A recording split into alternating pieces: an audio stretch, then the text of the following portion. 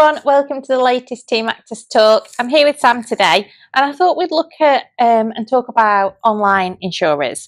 We probably all get loads and loads of emails from online insurers offering their services. So I just wondered, as a business, why we use brokers? Yeah, it's a good question. I think with technology evolving all the time, the online platforms are getting smarter, and for very simple things, online insurance is great.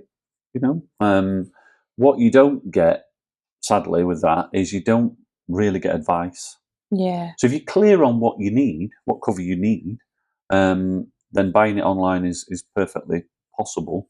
Or if it's very, very simple, so let's say a tradesman works on his own, he's an electrician, and just needs public liability cover. Now, we might argue as insurance professionals that he might need something a bit more than just public liability insurance. But as a basic, public liability insurance will cover 90% of what you need, probably. So that's very simple and easy to buy online. Where a broker's more relevant is obviously where things get slightly complicated. If you deal with an insurer online, or if you get a quote online and then you have to speak to somebody in a call centre or something like that to get further advice, they can only really give you advice on their product. They can't really tell you what you need, but they can tell you what they sell. Yeah. Because it's what's called, from an FCA point of view, from a compliance point of view, it's called a non-advised sale. Right. So literally, we're saying, we're not giving you advice. This is what we sell. If you want it, buy it. That's basically it. Right. Whereas as a broker, probably at least, well, I was going to say 90%. I would say 99.9% of our policies we provide are advised sales. Right. So we were always sort of discussing clients' needs, understanding what they are, and then providing a tailored solution. Even if that's quite a simple policy, we are actually going out and saying, we think this policy fits what you need. Yeah. So that's the fundamental difference between the two. Yeah. But I guess the challenge is you don't know what you don't know, do you? No. So even if you think you understand it, nobody's going to tell you if you've got it wrong. No. And often, I'll often say to people, give us a call, chat it through. I might then say to you, just buy it online. Yeah. But at least you've had a conversation with somebody who's got a bit of knowledge and a bit of experience. Yeah.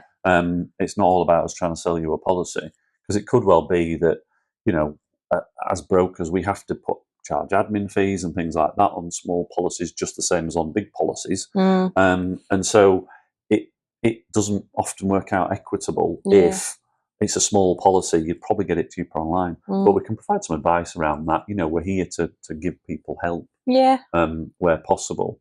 But obviously, the more complex things get, ultimately, the more you need your broker. And some businesses have a lot of complexity to them. They could be working in high-risk locations, they could be working offshore, they could be driving haulage trucks, courier vans, all kinds of things. So there's all sorts of different types of businesses out there that we deal with.